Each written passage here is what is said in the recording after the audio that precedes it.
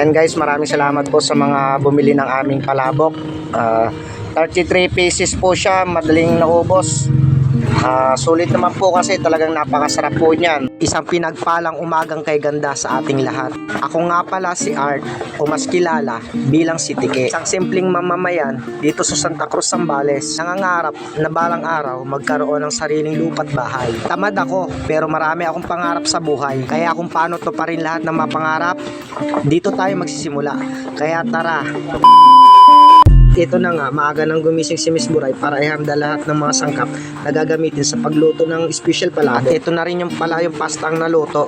Kailangan itong ipalamig para maiwasan ang madali nitong pagkapanis. At sunod naman ang pagbabalat ng itlog na ipangtatapis niya sa ating palabok. At ito na nga pala yung sampol ng ating mga palabok. Hindi pa yan nakahalo yung sauce para maiwasan ang pagkakalat at manatili ang ganda ng ating palabok. Fast forward na nga tayo mga guys. At ito na nga, naghahanda na kami sa pag-alis upang nang sa ganon ay maaga tayo makapaubos ng ating mga paninda.